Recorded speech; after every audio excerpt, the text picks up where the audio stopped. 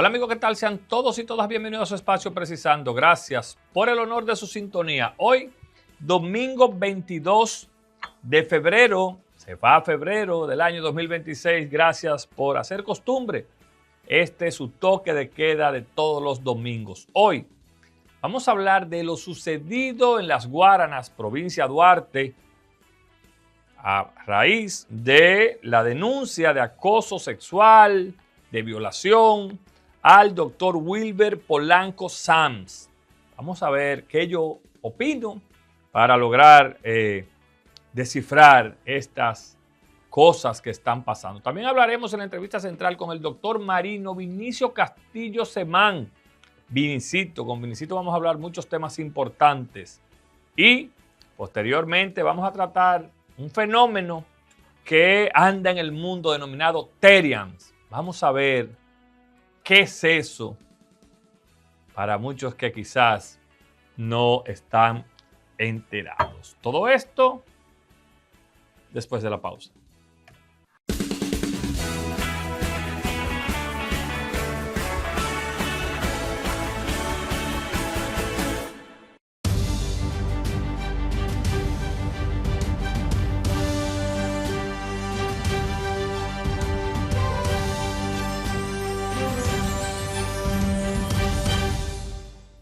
Gracias amigos por continuar con nosotros. Miren,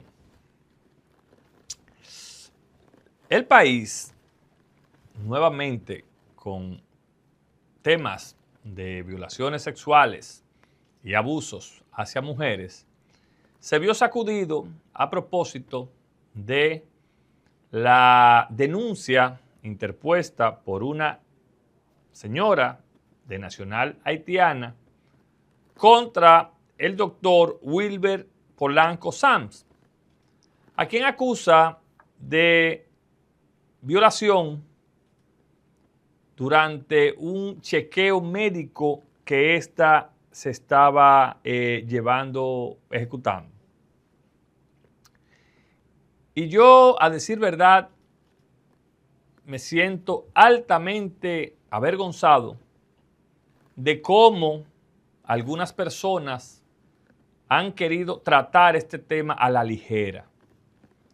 Y cuando digo que han querido tratar este tema a la ligera, lo digo porque es vergonzoso, penoso y rastrero que usted quiera analizar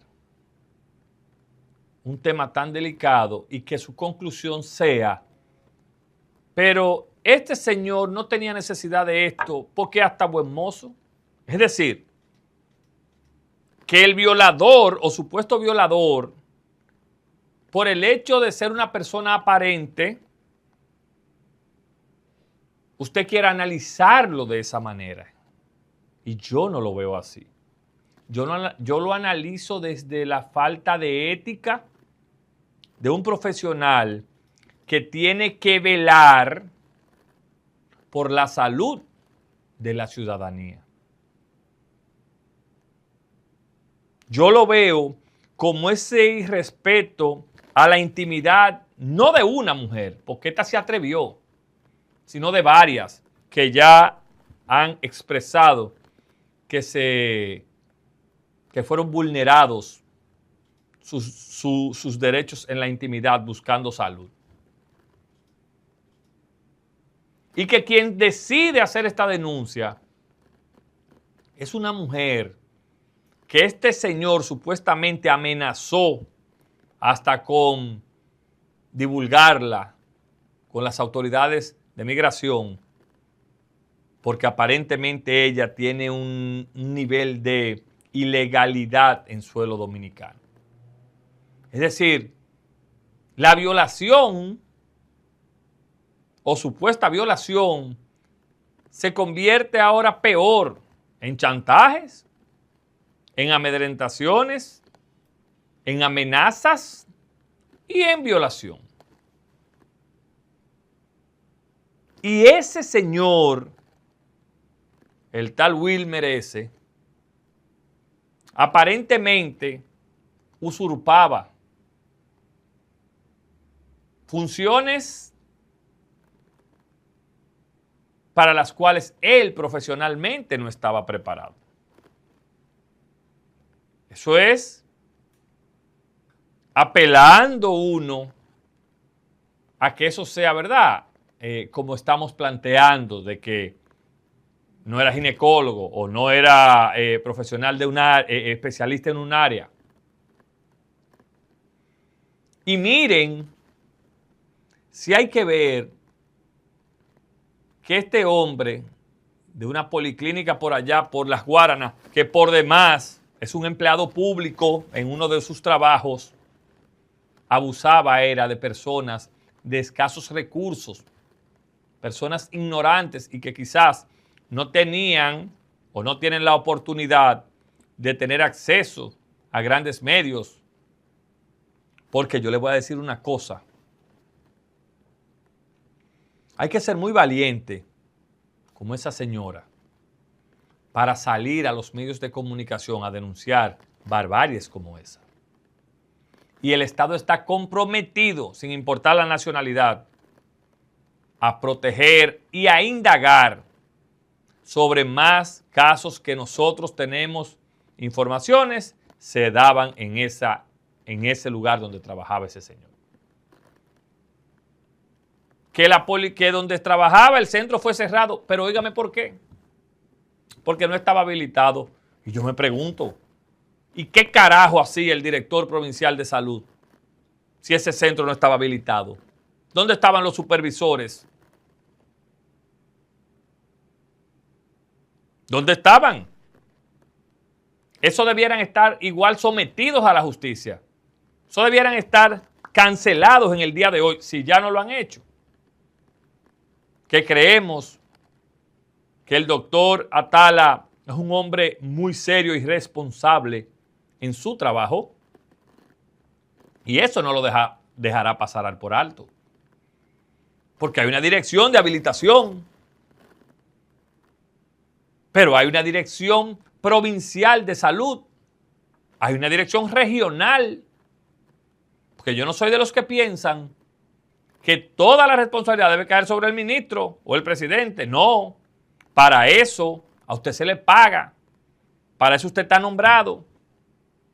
Entonces, esta sociedad amerita explicaciones de esas denuncias realizadas ya no por una, sino por varias mujeres sobre ese acosador o supuesto violador, y que hay que ver qué otros casos, y quizás no de él mismo, sino de otros médicos, pudieran estar pasando por la falta de supervisión.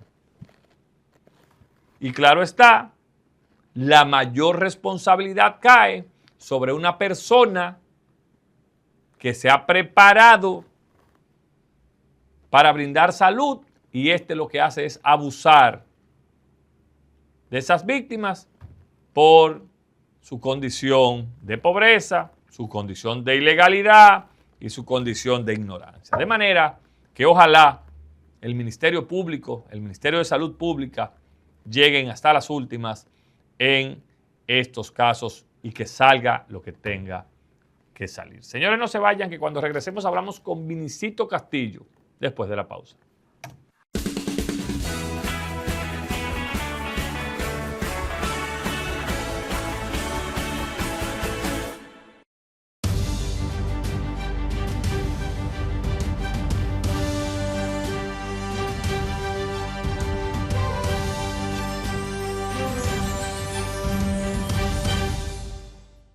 Como habíamos anunciado, nos acompaña Vinicio Castillo Semán, amigo nuestro, nos tenía votado, hace mucho que no venía, pero esto es un plato fuerte este domingo. Vinicio, buenas noches. Muy buenas noches, muy contento, un gran honor de estar aquí contigo, Luis, muy a gusto. Siento, sí. Aunque me habían votado hace un tiempo, pero el cariño es el mismo siempre. La gente no sabe que somos hermanos de muchos años. De muchos años. Yo no puedo empezar una entrevista sin preguntarle por el viejo. El viejo está muy bien, con la gracia de Dios, con sus 94 años. Pero lúcido. El rumbo a los 95, con una mente súper clara, con una memoria prodigiosa. Obviamente, con los achaques normales de su edad, con la movilidad que está un poquito y metido en su finca. limitado, y la finca que es su pasión. Él está retirado ahí leyendo. Yo siempre lo acompaño y ve su plátano, ve su cacao. Y su iglesia. Y su iglesia, exactamente. Bueno, don Vincho goza de mucho aprecio y respeto, no por mí, sino por la sociedad. Muchas gracias. Vinicio, muchos temas importantes, nacionales e internacionales, y obviamente hay que empezar por uno que tú has sido muy activo, que es el tema Venezuela, Estados Unidos. ¿En qué va a parar esto, Vinicio? Mucha gente dice que Venezuela está igual. Tú que tienes algún nivel de influencia, de conocimiento, ¿cómo tú ves yo creo que la estrategia que está llevando el secretario de Estado Rubio y el presidente Trump es una estrategia sensata, hábil y que parte de una realidad. El chavismo gobernó Venezuela 25 años con unas fuerzas armadas formadas con ideología de izquierda, con cientos de miles de hombres bajo las armas, organizados por los formales, porque los informales. Los informales, civiles. ¿Cómo que le dicen ellos? Los colectivos. Los colectivos. Dirigidos por la inteligencia cubana. Esa es una realidad, un aparato que está ahí, que quedó intacto con la extracción del presidente, el expresidente Maduro, que fue sacado de Venezuela como lo que es un fugitivo de la justicia norteamericana por temas de narcotráfico. Y Estados Unidos y su inteligencia plantearon claramente de qué iba a pasar antes, porque hay gente que cree que Estados Unidos actúa improvisando cosas. El tema no era solamente sacar a Maduro o eliminarlo, sino qué va a ocurrir con ese país una vez eso pase. Y ahí es que viene la habilidad del presidente Trump, que le ha dicho, y ya lo dijo Delcy Rodríguez, que habló inmediatamente después de sacar a Maduro de Venezuela, cuando ellos creían incluso que estaba muerto. El presidente Trump le dijo, en 15 minutos me definen si ustedes van a cooperar para la transición democrática de Venezuela o no. Pero Vinicio, ahí mismo, hay quienes dicen, pero es una contraproducencia de Estados Unidos, porque si tú no reconoces a Maduro como presidente, ¿cómo tú me estás reconociendo a Delcy como vice? ¿En qué se basa esa estrategia? Bueno, en una realidad. Estados Unidos no quiere a una Venezuela en una guerra civil. No quiere una Venezuela que incendien los pozos petroleros. No quieren una Venezuela que las refinerías las incendien. ¿Eso usted lo dice por lo que usted detalló al principio? Claro, no. Estados Unidos quiere una transición a la democracia, porque ellos no han reconocido a Delcy como presidente legítima. Encargada del Poder Ejecutivo. Ellas la han reconocido como una presidenta de hecho de Venezuela, que en la medida en que coopere con esa transición democrática, recuerda que la transición democrática es uno de los factores para Estados Unidos. Hay otros factores tan importantes para Estados Unidos como ese, como es quitarle la influencia a China, a Irán, a Rusia y a Cuba de Venezuela, que fue el primer punto que el presidente Trump le dijo a Delcy y el secretario Rubio. Cero influencia de Cuba, cero influencia de Irán, cero influencia de Rusia y de China. Los países que ellos consideran no democráticos. Porque y sobre todo la parte más estratégica para el presidente Trump, el petróleo. Pero no el petróleo como oigo a mucho Johannesburgo aquí analizar. Que es para el negocio que quiere Estados Unidos quiere el petróleo de Venezuela para ellos. No. Lo que el presidente de Estados Unidos y el secretario Rubio dice, estas pueden comprar los chinos, pueden comprar, seguir comprando los países que tienen esas dificultades con Estados Unidos, pero en dólar y controlada por nosotros. ¿Por qué? Para que se entienda la posición del presidente Trump. China le ha hecho un bloque a Estados Unidos para debilitarle el dólar como moneda de cambio mundial. Frente a ellos. Entonces, ¿qué pasa? Ellos saben que Venezuela, que tiene la reserva mayor de petróleo del mundo, después de Estados Unidos, en la medida en que ese petróleo de Venezuela, que está alicaído, que está abandonada, todas sus instalaciones, ellos empiecen a inyectarle, porque para ponerlo a producir y a convertirlo en Arabia Saudita, tienen que invertirse miles de millones para poder refinar y extraer ese petróleo. Cosa que Estados Unidos no va a dejar que sea China ni Rusia. Claro. Entonces, ¿qué es lo que le ha dicho? No, nosotros lo vamos a hacer rico a ustedes. Y oigan, eso lo estoy diciendo. Ese plan del presidente Trump va a convertir a Venezuela en una potencia económica. Los venezolanos van a nadar en dólares. Oye, que te lo estoy diciendo hoy. Vamos a ver. Digo, si el plan se da como ellos lo tienen planteado. Porque la idea es que Venezuela pueda producir con la ayuda de los Estados Unidos tantos recursos que pueda ese dinero llegarle a su propia gente, porque lamentablemente estos izquierdistas lo que hicieron fue, no solo se robaron los 500 mil millones de dólares que produjeron en estos 20 años y los regalaron, sino que descuidaron la tecnología y toda la capacitación técnica para la explotación. Pero hay un temor, Vinicio, también con la derecha, porque no nos llamamos engaño. Parte de lo que pasó con Chávez sucedió por un hartazgo de la sociedad venezolana ante una parte de la derecha. Por eso Estados Unidos ha planteado, vamos a asegurarnos que ese dinero que produzca no vaya a la corrupción. Que llegue al pueblo. Que llegue a la mejoría de los venezolanos, porque también aquí hay otro objetivo de Trump y del secretario Rubio, es que los venezolanos que se fueron para Estados Unidos y emigraron vuelvan para atrás. Es decir, es un ganar-ganar. Ahora, ¿qué entiendo yo? Y yo lo he escrito, se parece al proceso de cuando aquí se decapitó la tiranía de Trujillo. ¿Quién encabezó esa transición primera? Joaquín Balaguer, que fue un presidente títere, vamos a decir, en su momento de Trujillo. Fue el que encabezó, quien termina sacando la familia Trujillo del país. Es Balaguer. Es Balaguer. Y porque a la hora de matar a Trujillo, estaba intacto las Fuerzas Armadas. Que es lo mismo que pasa en Venezuela hoy. Intacto el CIN, intacto todo. Es decir, ahora, ¿qué hicieron? Igual, con apoyo americano. Chin a chin. ¿Le interesaba a Estados Unidos una división de las Fuerzas Armadas Dominicanas en aquel momento? No, porque era una matanza ahí. No, y una guerra civil. Entonces, igual no le interesa una división de las Fuerzas Armadas. Entonces, ¿qué pasó? Balaguer tuvo los primeros tiempos. Después vino un Consejo de Estado, que es lo que va a pasar en Venezuela. Y después vinieron elecciones libres. con Juan Bosch.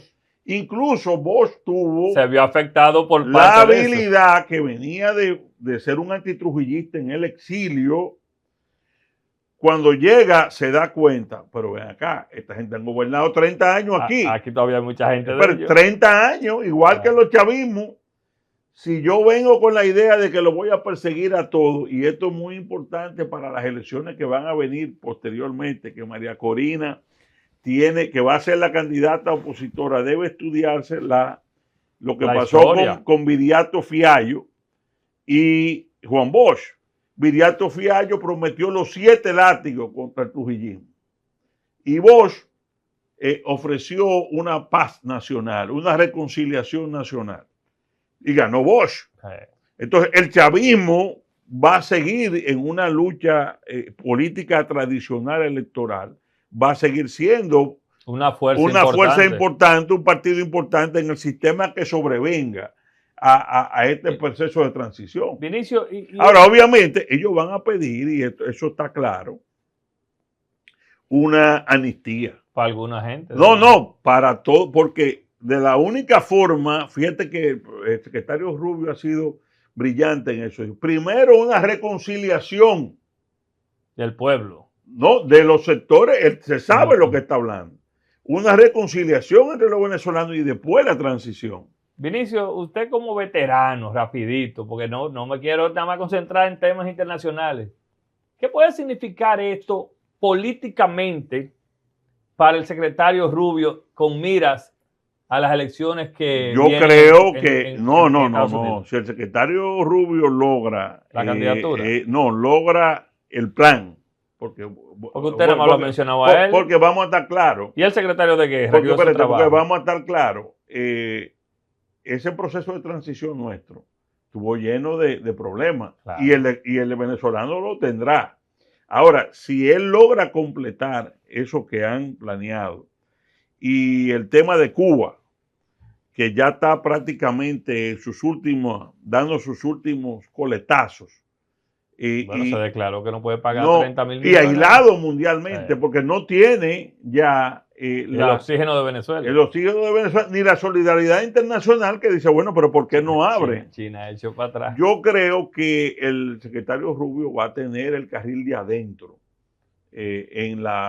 como posible sucesor de Trump, igual que Vance, que son los dos delfines, vamos a decir. ¿Ese es el de Guerra? No, el vicepresidente. El vice. Que son los que la política americana se entienden los mejores posicionados. ¿Usted entiende que con estos movimientos? Porque el secretario de Guerra no es político, recuérdate que es un guardia y no aspira políticamente. No aspira, uno no sabe. Bueno, uno no sabe, pero hasta ahora no. El ex secretario de Estado fue ministro de la... y el vice fue Marino. Sí. Pero estos movimientos de los republicanos, que como usted se puede hacer 2 programas, porque es un internacionalista, apuntan a que se le va a hacer difícil a los demócratas ganar las elecciones que vienen. Yo creo que se le va a hacer difícil. Porque déjame decirte, el presidente Trump no solamente está manejando este tema de Venezuela, de América Latina. La verdad es, y ahí hay la discusión de que quiere sustituir la ONU, con lo de gas. La verdad es que la ONU se convirtió en un organismo inoperante.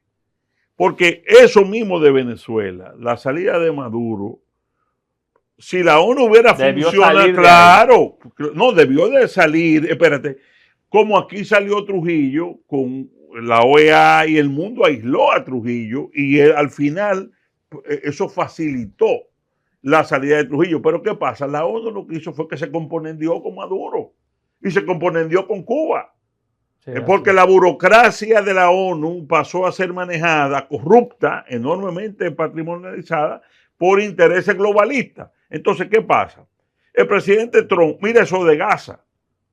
Fantástico. Sí. Incluso yo estoy planteando, y lo he planteado ya, que guardando las diferencias que hay con Gaza, es un modelo así que se necesita para Haití. Yo le iba a preguntar, ¿y por qué Trump no ha accionado en Haití? ¿No le interesa? Pero vamos por parte. Creo que ese modelo de Gaza puede funcionar en Haití, porque Haití no se puede valer por sí mismo. Si tú lo aíslas. Para reconstruir Haití y desarmarlo, que allá hay que desarmar a Hamas y reconstruirlo por la guerra. En Haití hay que desarmar las bandas y reconstruirlo. No puede ser con dinero manejado por los haitianos.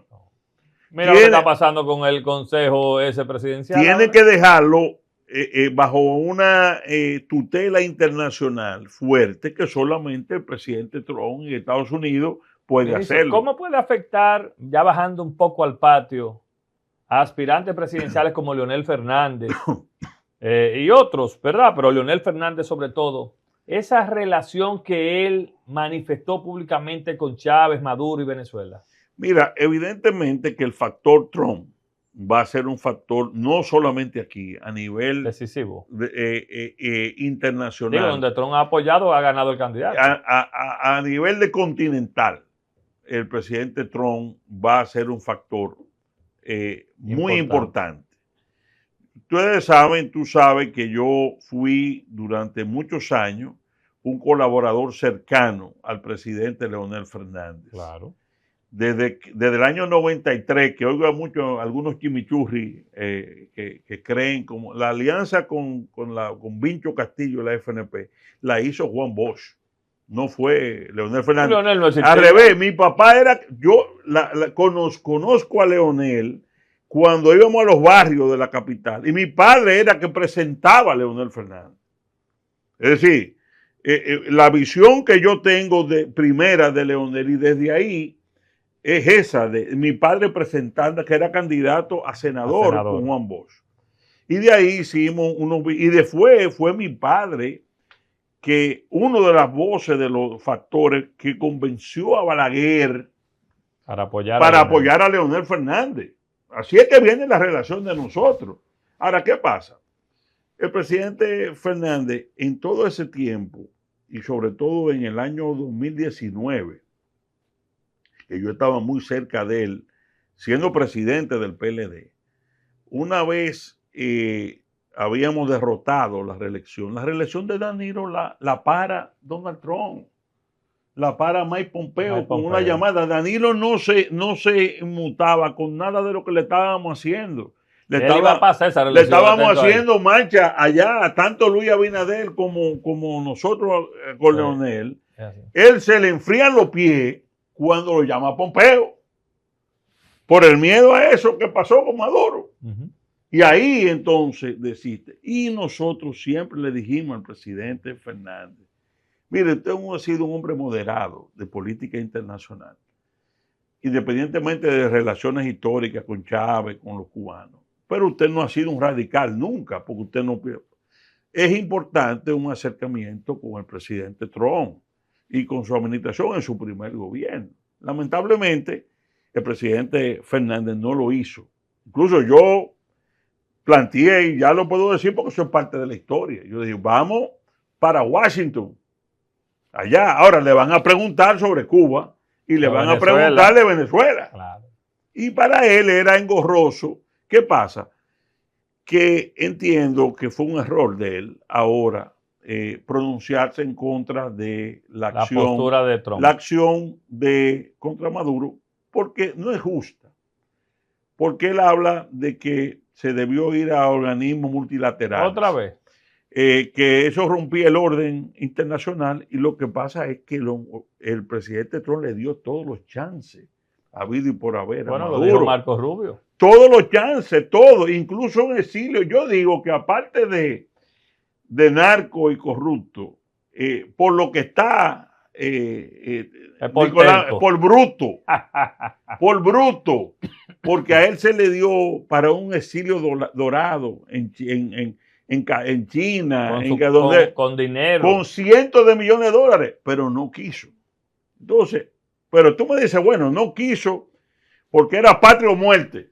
Bueno, tú puedes decir, Trujillo, por ejemplo, Trujillo recibió, había sido un aliado norteamericano, recibió un enviado del presidente de los Estados Unidos, creo que de Eisenhower, no sé, que vino, le iban a buscar una finca, no sé si en una finca enorme, porque sabían que le gustaba. Y él le mandó a decir, dígale al presidente de Estados Unidos que yo de mi país salgo con los pies para adelante. Es decir, muerto. Porque si tú rechazas eso, bueno, llegaron los americanos a buscarme, yo tengo una pistola al lado, bueno, yo me muero como peleando, ustedes me matan y yo sería hoy Maduro un mártir. Claro. Continental, que cayó abatido con las tropas americanas, intervencionistas, junto con la esposa. Pero estuviera al lado de Che Guevara y de Fidel Castro.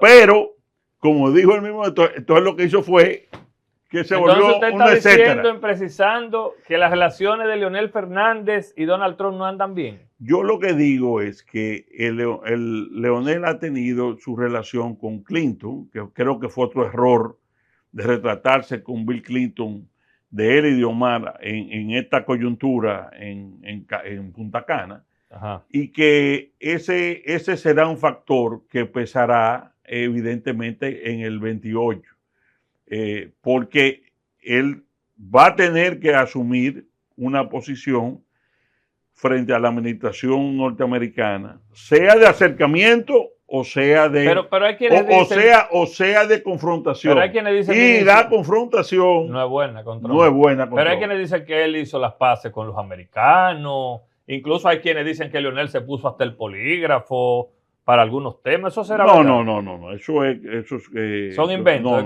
Invento totalmente. No. Y Estados Unidos siempre ha respetado al presidente Fernández porque él es un moderado de forma de ser. Es decir, Leonel no es un hombre... Pregúntale a Danilo. No. Estoy hablando en política internacional. Sí. Él no es un hombre radical. Ni ellos Ahora, obviamente, esos vínculos con los cubanos... Que no lo niega. Con esa solidaridad, vamos a decir, ideológica, que yo creo que es más de su formación de antes, ahora es un hándicap para él en su aspiración política, porque hay un tsunami de derecha, vamos a decir, no es solamente, aquí a nivel continental, hay una corriente ideológica de derecha alineada en muchos aspectos con lo que define el presidente Trump, que se está abriendo paso en América. Dice Danilo Medina que este gobierno es un desastre en términos de lucha anticorrupción, en términos de lucha ante la pobreza. Usted se ríe porque si hay una gente que ha sido crítica de lo que pasó en ese gobierno es usted. ¿Cómo usted evalúa estas opiniones del presidente Medina?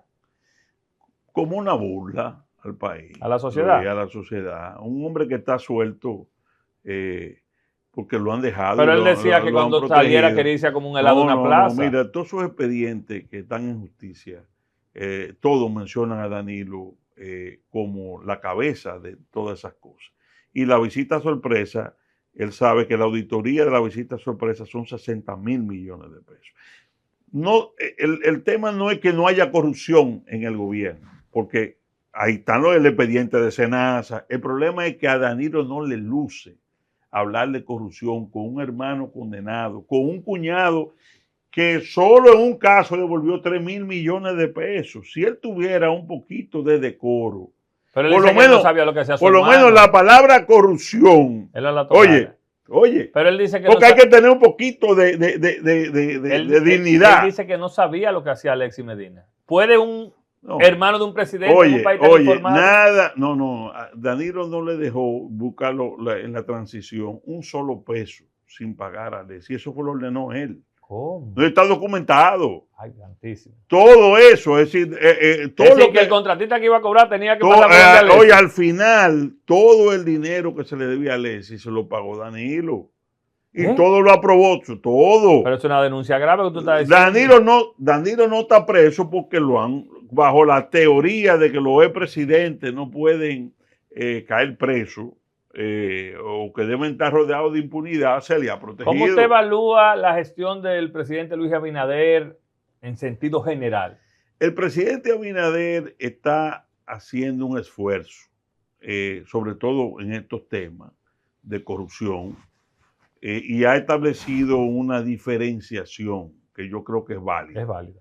Que es no negar los temas de corrupción y decir sí, pero la diferencia es que yo, como presidente, no lo estoy permitiendo y lo estoy castigando. Es decir, la frase tengo amigos, no cómplices. Exactamente. Y eso le da al presidente una ventaja moral. ¿Y Danilo tuvo cómplices? Pero ven acá. Danilo, cómplice, no, Danilo no tenía cómplices. Danilo era el autor principal. Y en el caso de Leonel, usted que estuvo cerca, y a Leonel también, a muchos de sus funcionarios se le acusó de eso. ¿Usted cree que Leonel y Danilo actuaban similar? Hay una diferencia, que yo soy una persona coherente. Sumamente coherente, por eso hago la pregunta. Oye, Danilo dirigió el saqueo de este país. Ay, santo. El más grande que se haya cometido en toda la historia. El doctor Leonel Fernández no se le pudo probar ni acusar nunca, ni sus adversarios más enconados, de él involucrarse en actos de corrupción. ¿Cuál fue la crítica a Leonel?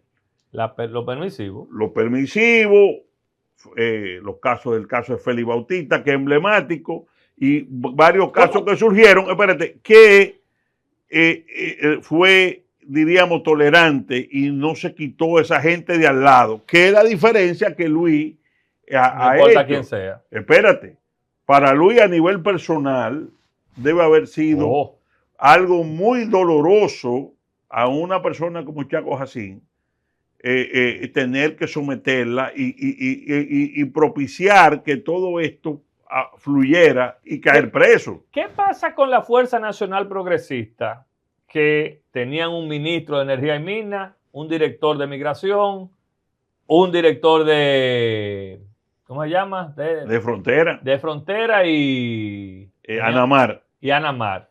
Ustedes les renunciaron a Danilo Medina. ¿Cómo se hace eso? Lo que ningún partido... Por eso la pregunta. Y un partido pequeño. Lo que ningún partido ni ninguno de los políticos tradicionales ¿Por qué de este ustedes país renunciaron? ha hecho. ¿Por qué ustedes Por un dejaron tema de principio. Porque nos dimos cuenta, y así se lo dijimos a Danilo. Yo particularmente se lo dije a José Ramón. Ustedes van a terminar como una asociación de malhechores, todos presos. Pero ven acá. Oye, yo soy un amigo incómodo o un aliado incómodo porque yo digo lo que yo pienso, porque yo no estoy aquí. Mira, a José Ramón Peralta, amigo mío de la infancia. ¿Usted se lo advirtió? Oye, el día que lo nombraron ministro de la presidencia, yo fui a felicitarlo y le di un abrazo. Dije, escúcheme, hermano, que le voy a decir algo. Yo sé que usted, hoy es un día de alegría, pero déjame decirte algo. El 80% de los hombres que se han sentado en esa silla han caído presos. ¿Y es verdad? Entonces, te voy a pedir, porque aquí se ve todo chiquitico. Aquí tú vas a manejar, óyeme, esto es una sombra pasajera. Oye, no le haga daño a nadie, haz las cosas correctas, no haga vaina. Oye, José Ramón se alocó, Danilo lo puso loco. En un minuto, que el tiempo es corto con usted, pero está compelido a volver. ¿Qué le pasa a usted con Omar? Nada. Dicen que usted a Omar no le saque el guante. No es verdad. No. ¿Usted no le ve cualidad de Omar de yo lo que creo, líder? Yo lo que creo que a Omar lo han estado usando contra Leonel. ¿Quién?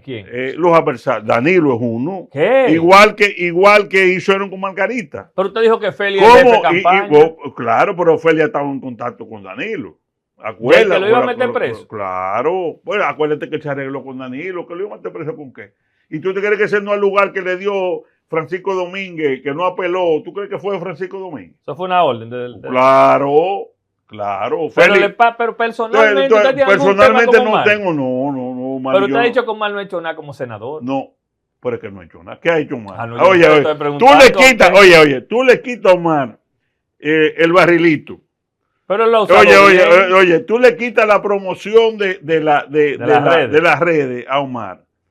¿Qué es lo que ha hecho? ¿Y entonces por qué? Ahora es un buen muchacho. Espérate, oye, que no ha hecho. Que ese es el problema suyo, de que usted lo quiere minimizar porque es un muchacho. ¿Pero minimizar de qué? ¿Qué es lo que ha hecho como senador? ¿Y por qué tiene tan Oye, ¿cuáles son las posiciones? Mire este mismo caso de Venezuela. ¿Pero y por qué tan bueno? ¿Tú has oído Omar refiriéndose al tema venezolano? No. Ningún tema nacional importante de cosas. Lo aborda, dice usted. No, nada. Pues, esa es la realidad. Doctor, pero personal no tengo nada. ¿Está compelido a volver? Claro. Ojalá y el viejo haya visto esta entrevista. Yo se la voy a mostrar. Importante conversación con Vinicio Castillo. Ustedes no se vayan, ya volvemos con la parte complementaria.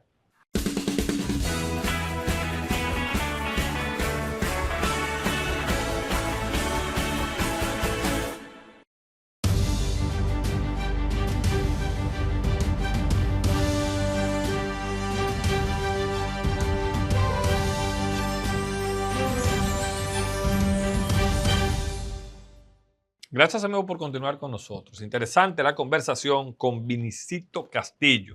Miren, otro tema que está revolucionando al mundo, que quizás mucha gente no le dé mucha importancia, es uno denominado Terians, que no es más que seres humanos que se dicen o se creen o se sienten animales y que ellos abogan porque nacieron en un vientre materno, pero o son perro, gato, chivo, culebra, cualquier animal.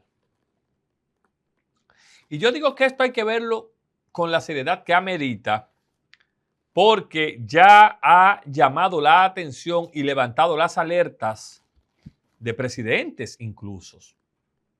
El presidente de Argentina, el señor Milei, se expresó sobre esto a raíz del auge que esto está teniendo en ese país. Porque usted va caminando por la calle y se encuentra una gente que se cree culebra y se va arrastrando. Otro hizo un tapón porque se creía tortuga y ahí llevaba la tortuga el tapón. ¿Y por qué asevero en esto? Lo digo porque todos, en su gran mayoría, tenemos hijos, adolescentes, menores de edad, con un acceso a las redes sociales irresponsable, indefinido, que se pasan gran parte del día solo con un aparatico como este. Y ahí engancho el tema de hace unos cuantos días, donde yo decía que Pedro Sánchez en España tenía razón de que al menor de edad hay que controlarle el uso y el acceso a las redes sociales. Entonces, yo creo que esto todo va de la mano. Eso es una cadena. Y los muchachos están viendo eso. Y no duden que cualquier día usted encuentre dos perros, dos gente disfrazada de perros, que creen perros. Como un taxista Uber que bajó a una niña porque ella ladraba, solamente ladraba. Y él lo grabó. Y el Uber, como ella se creía animal, él le dijo, no, mira, en los Ubers XL no aceptan perros, bájate. Entonces, nosotros somos los responsables de dejarle claro a nuestros hijos cuál es el mensaje que queremos transmitir. Yo vi el otro día, que difiero de ella, una explicación de una psicóloga, que ella decía, bueno, pero si él se cree gato, tú le das comida de gato. No es eso. Ella dijo que si se creía perro, que le dieran purina. No es eso. Usted es un ser humano. Y nadie me venga a mí a decir que eso es por amor a los animales. Que no. Eso es una locura de las muchas que está viviendo el mundo. Y que hay gente que lo inculca. Es como gente que promocionan. Yo respeto su decisión, su afiliación sexual. Dios lo bendiga. Pero en una sociedad donde no se permite la Constitución que el matrimonio sea entre parejas de igual sexo, no me promueva eso. Porque usted está siendo incoherente, porque usted quiere que le respeten unos derechos, pero quiere violentar otros. Para poner un ejemplo. Ahora, no es verdad que todas las modas son buenas. No es verdad que todo lo que vemos en las redes sociales aporta. Porque eso es una locura. Y hay ciudades que están invadidas de estas locuras. Y yo creo que nosotros como país tenemos que cuidar eso. Nosotros como entes productivos de la sociedad, como padres de familia, tenemos que hablarle claro a los hijos. Porque así hay muchísimos tutoriales hasta para suicidio en las redes. Entonces, vamos nosotros a actuar de manera responsable. Vamos nosotros a no montarnos en todas las olas. Pero sobre todo, vamos nosotros los padres a controlar el acceso, el uso de estos aparatos. Porque yo lo digo la verdad. Yo oigo ahora unas teorías de, ¿cómo era que decían en la Plaza Radio Show? Crianza responsable, una cosa así, que tiene que ver con que al niño ni se le levanta la voz, ni se le puede dar su nalgada. Mire, yo le voy a decir una cosa, y quizás mucha gente no está de acuerdo conmigo. Hay veces que la llamadita de atención acompañada de una palmadita en la nalga hace falta, Porque a la mayoría de nosotros, a la mayoría, el que me está mirando lo sabe, de nuestra generación y antes, le dieron su pau-pau. Claro, un pau-pau de manera responsable. Y ninguno salimos, o la mayoría no hemos salido desviados. Entonces, también aquí hay que criar responsables, pero usted sabe cómo. Que nadie le trace pauta de cómo usted debe de criar. Claro, no hay que abusar de los niños. Imposible. Yo nunca estaré de acuerdo.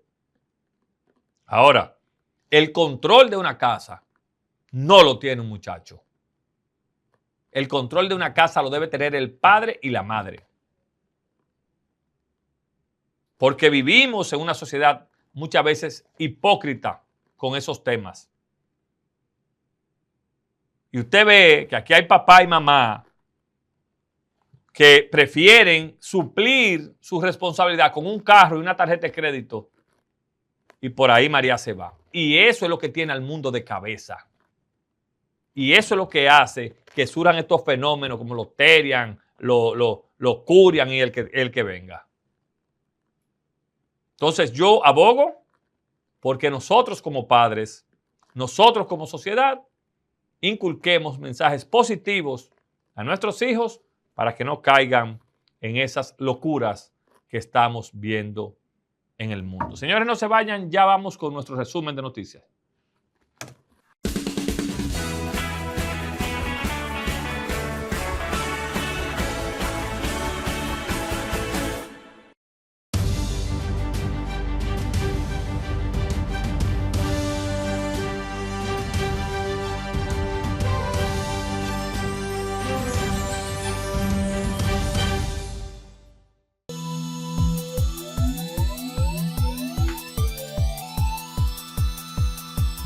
Corredor Independencia moviliza a 40.000 pasajeros diarios. La puesta en operación de un nuevo eje vial de la avenida Independencia hace unos días está vinculado a la próxima inauguración de la línea 2C del Metro de Santo Domingo. Este tramo vial representa un valioso aporte para mitigar el desorden del tráfico y mejorar el transporte de pasajeros. La movilización de 40.000 pasajeros diarios mediante el despliegue de 68 autobuses es una apuesta que persigue reducir la presión del tránsito en la ciudad. Asume nuevo director de la Policía Nacional. Tras exceder por 5 meses el periodo establecido como director policial, el Ejecutivo destituyó al mayor general Ramón Antonio Guzmán Peralta y dispuso el ascenso del general Andrés Modesto Cruz Cruz al rango de mayor general, así como su designación como nuevo director general de la Policía Nacional. Guzmán Peralta permanecía en el cargo desde el 8 de noviembre del 2023, cuando reemplazó a Eduardo Ten. La ministra del Interior y Policía, Farideh Raful, le entregó formalmente la dirección y el liderazgo de la institución al nuevo director. Según fuentes de Washington, Marco Rubio mantiene contactos secretos con el nieto de Raúl Castro. Las informaciones más recientes señalan que el secretario de Estado de Estados Unidos, Marco Rubio, ha mantenido conversaciones reservadas con Raúl Guillermo Rodríguez Castro, nieto y cuidador del expresidente cubano Raúl Castro, mientras Washington intensifica la presión diplomática y económica sobre el gobierno de La Habana. Según fuentes, estos contactos se han desarrollado al margen de los canales oficiales del gobierno cubano y no constituyen un diálogo formal entre gobiernos, sino más bien discusiones sobre el futuro de la isla en un contexto de crisis interna y tensión bilateral. Las conversaciones entre Rubio y Raúl Guillermo Rodríguez, de 41 años, están eludiendo los canales oficiales del gobierno cubano y demuestra que la administración de Donald Trump considera al revolucionario de 94 años como el verdadero responsable de la toma de decisiones en la isla, aunque ya no sea presidente.